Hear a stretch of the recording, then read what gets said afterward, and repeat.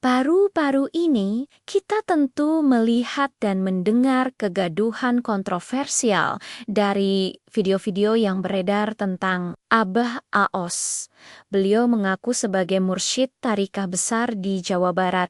Namun, pihak pesantren Suryalaya menolak mengakui Abah Aos sebagai bagian dari pesantren dan menegaskan bahwa beliau bukan penerus. Abah Anom pernyataan-pernyataan yang aneh dan terkesan menyesatkan ini sungguh menggugah banyak pihak termisekomi, para pegiat Aswaya, untuk mengupasnya secara kritis dan ilmiah. Dalam video ini, kita akan menguak berbagai kesalahan fatal yang diperlihatkan oleh Abah Aos, mulai dari mewajibkan peci merah putih dan menganggap peci hitam haram, menuduh imam di Masjidil Haram dan Masjid Nabawi sebagai dajjal dan setan, menganggap ibadah haji dan umroh sekarang tidak ada artinya, berfatwa ngawur soal rambut gondrong harus digundul, hingga klaim-klaim lain yang jelas menyimpang dari prinsip Ahlus Sunnah wal Jamaah. Mari kita awali dengan konsep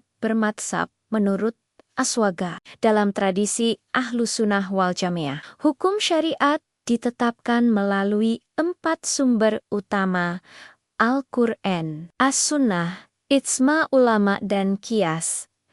Inilah pilar istinbat hukum atau metode pengambilan hukum yang diakui oleh para imam mujtahid. Barang siapa membuat hukum sendiri tanpa berlandaskan 4 sumber ini, maka ia sikenekan mengaku sebagai nabi. Padahal kita tahu kenabian telah berakhir pada Nabi Muhammad SAW. Dalam fikih ada 2 kategori besar hukum. Pertama, mutafak alaih, yaitu perkara yang disepakati oleh seluruh ulama. Contohnya kewajiban syalat 5 waktu, puasa Ramadan, zakat, dan haji.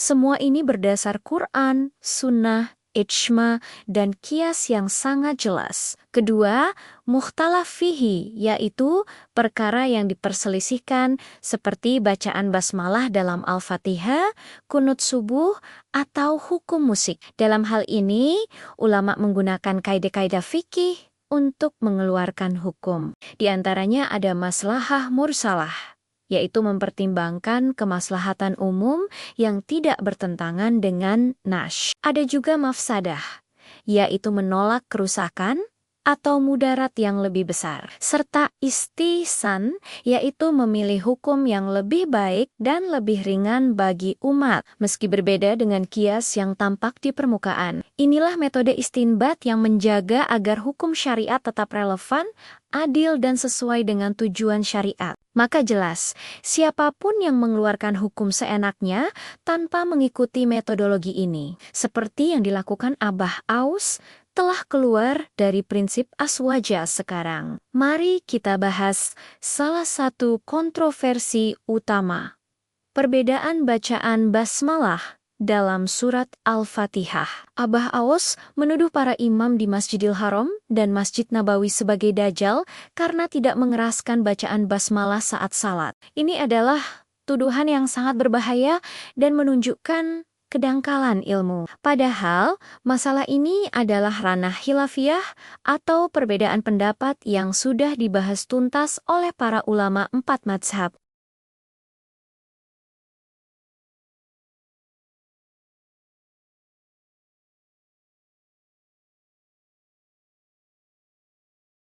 Dalilnya adalah hadis dari Abu Hurairah. Sementara itu, mazhab Hanafi dan Maliki berpendapat basmalah bukan bagian dari Al-Fatihah, sehingga sunnah dibaca sur atau pelan, baik saat salat jar maupun sur. Dalil mereka adalah hadis dari Anas bin Malik yang menyebutkan bahwa Nabi Abu Bakar dan Umar memulai sholat dengan Alhamdulillahi Rabbil Alamin.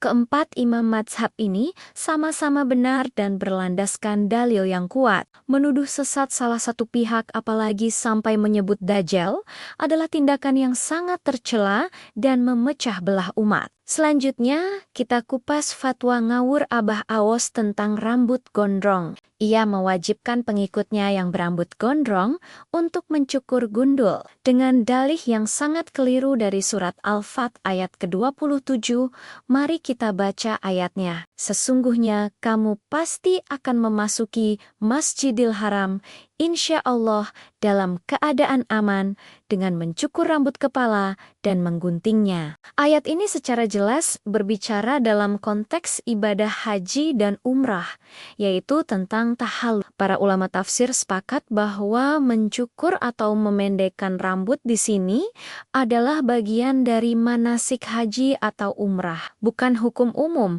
untuk semua laki-laki berambut gondrong. Nabi Muhammad sendiri dalam riwayatnya pernah memiliki rambut panjang. Fatwa Abah Aos ini adalah contoh tafsir serampangan yang mencabut ayat dari konteksnya, lalu dijadikan hukum baru yang tidak pernah diajarkan oleh ulama manapun. Ini sangat berbahaya dan menunjukkan ketidakpahamannya terhadap ilmu tafsir. Lalu, ada klaim yang lebih aneh lagi, yaitu klaim mengenai keutamaan tempat ibadah.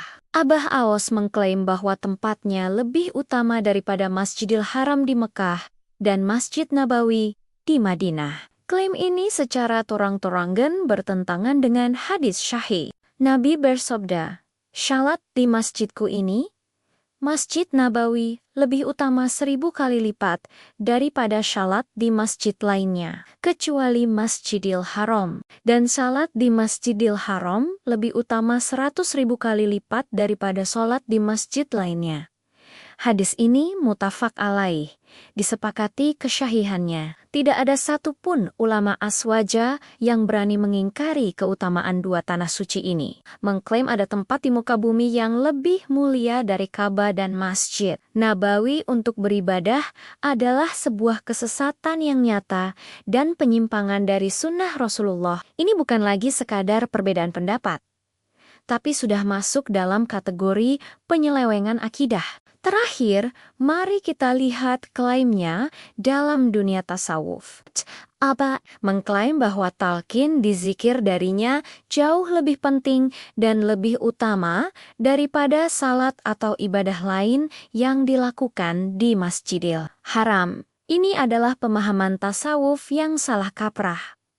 Mari kita rujuk pada Hujatul Islam, Imam Al-Ghazali. Dalam kitabnya yang monumental, Ihya Ulumuddin, beliau menjelaskan bahwa puncak perjalanan spiritual atau wusyul kepada Allah tidak akan pernah tercapai tanpa melalui syariat yang benar. Syariat yaitu salat, puasa, haji, dan ibadah lainnya adalah pondasinya. Sedangkan tarikah atau jalan tasawuf adalah metode untuk menyempurnakan pelaksanaan syariat itu dengan hati yang khusyuk dan ikhlas. Jadi, syariat dan tasawuf adalah dua sisi mata uang yang tidak bisa dipisahkan. Menganggap talqin lebih tinggi dari sholat di Masjidil Haram sama saja dengan membatalkan seluruh syariat Islam. Ini adalah pemikiran ekstrem yang ditolak oleh seluruh ulama sufi yang lurus. Tasawuf yang benar justru akan membuat ibadah syariat seseorang menjadi lebih berkualitas, bukan malah meremehkannya. Kesimpulannya, prinsip Ahlus Sunnah wal Jamaah adalah berpegang teguh pada Al-Quran, Sunnah, Ijma', dan kias dalam bingkai pemahaman para ulama mazhab. Berbagai klaim dan fatwa dari Abah Aos, mulai dari masalah basmalah, rambut gondrong, keutamaan tempat ibadah, hingga konsep tasawufnya, jelas bertentangan dan menyimpang dari prinsip-prinsip ini. Ia telah mengeluarkan hukum tanpa metodologi, menafsirkan ayat semaunya, dan mengingkari hadis yang sudah disepakati. Dalam tasawuf, ia juga melampaui batas dengan menganggap ajarannya lebih penting daripada syariat Islam itu sendiri. Oleh karena itu, beberapa yang diajarkan Abah Aos bertentangan dengan prinsip akidah Ahlus Sunnah wal Jamaah dan dapat menyesatkan umat. Mari kita semua, sebagai umat Islam, senantiasa waspada dan membentengi diri dengan ilmu. Mari kita kembali kepada prinsip aswaja yang murni. belajar dari para ulama yang terpercaya, agar akidah dan ibadah kita tetap lurus, serta diterima di sisi Allah Subhanahu wa Ta'ala. Terima kasih telah menyimak, jangan lupa bagikan video ini agar lebih banyak yang tercerahkan. Sampai jumpa di pembahasan selanjutnya.